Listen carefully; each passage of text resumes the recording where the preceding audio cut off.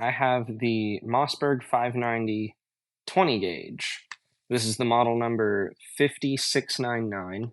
It's a 9-shot, so 8 plus 1.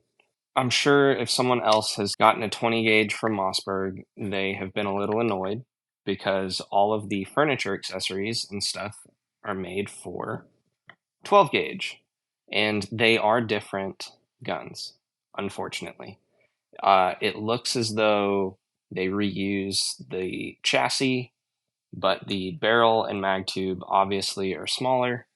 But because they reuse the chassis, you can just go ahead and throw on, I'm not going to say all, but most of the 590 butt stocks should work. I threw on an aftermarket safety that just has a little bit more that you can kind of grab onto.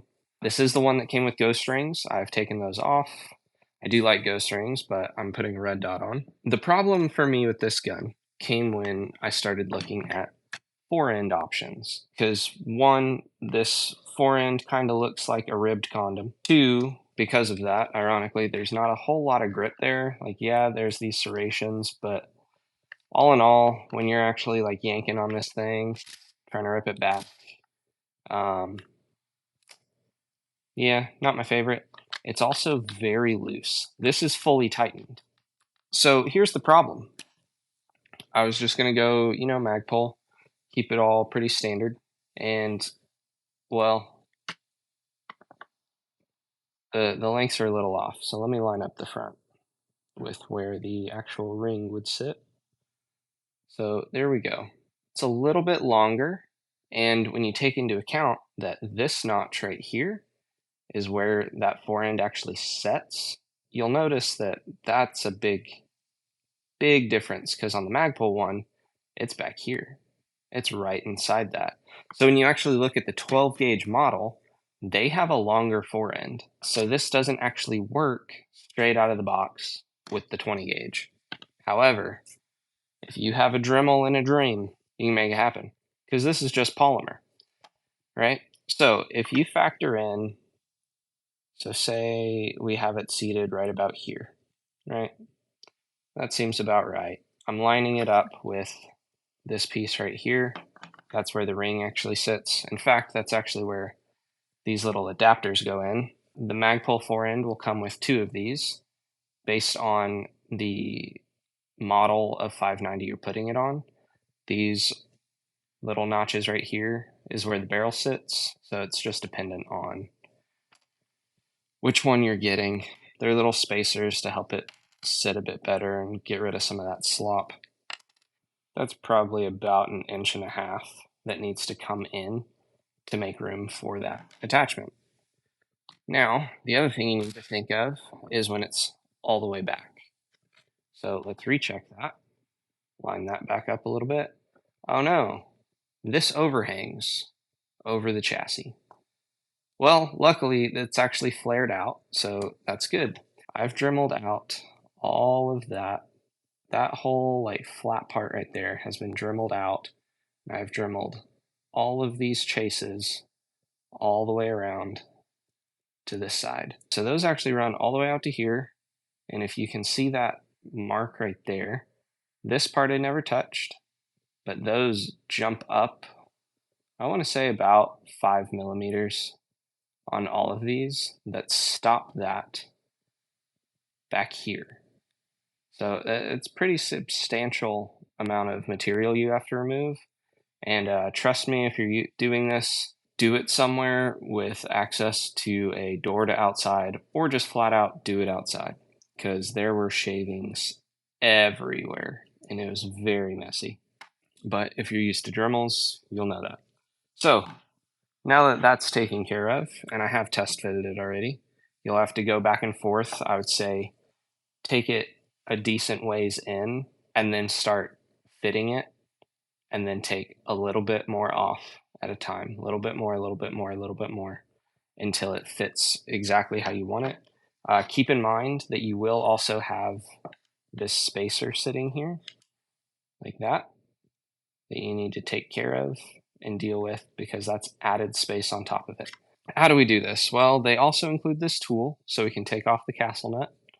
which is the thing that holds on the fore end. So the way we do this is we jump up here and we're going to remove this. But first, we want to pull this back a little bit. I don't take it all the way, but make sure that you take it back a little bit. We'll come over here, and YouTube's going to love me. Be careful taking this off if you've never taken it off, because there is a spring in here, and it could come out. Mine doesn't, and I'll show you why. And then we just slide this out like that, and it'll just come up and out. Now, again, I'm not going to be taking this part out. I've taken this apart before, and mine actually doesn't come all the way out. That's because when I bought it, there was a little indent around here. I don't actually remember where I popped it out a little, but it still kind of holds in place. But there's this little, not even really sure what that is, but it lets the spring sit against it. I don't know what they call it. And then there's the whole spring inside the mag tube. Once you have it like this, you can take your little castle nut tool, run it down this way. There'll be 2 notches on your castle nut, one there and one on the opposite side. And that's how we're going to torque this. We'll just torque that off right there. Now, again, because this is made for a 12 gauge, this isn't going to exactly fit.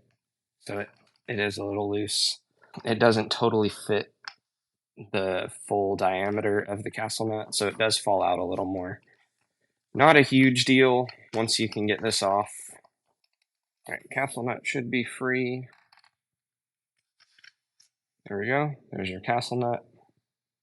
And then if we hold on to these bars, we can just give it a little wiggle and it'll come right off. There's our fore end, rubbed for her pleasure.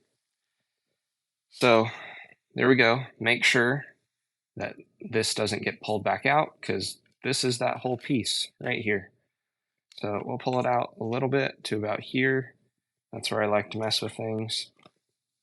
And then once you've actually tested this a bunch and taken way too much time with the Dremel, fine-tuning it, we will now slot that in there. There we go. Look at that, nice and tight fit. This piece, I don't know what the heck all of it's called. I'm not a big shotgun guy. I have one, just not a huge shotgun guy. But that fits in there really nice. And then now, again, without pulling this all the way in or out, we just kind of want to leave it there. Pick your appropriate piece. And we're going to slide it flat back in, tapered end out. Like this. It is keyed into there. And then we take our original castle nut, slide that over the top. So once you get the castle nut all the way in, there should be a little bit of a gap on top between the castle nut and that. That is due to it being a smaller tube. But I've not had any issues with this. The next thing to do, while keeping this still back here, is to take your barrel, fit it into the chassis first, line up the end around the mag tube, push in, and then kind of twist and keep pushing, and you'll feel it kind of lock in place. Can't really twist a whole lot anymore, can't really push, and the threads should be fully exposed on this end. Then you'll take this little guy or your +1 or +2 extensions, get that on there, crank it down a bit, make sure you put your spring and anything back in if you took it out. And then now we fully open it. It sits over the top there.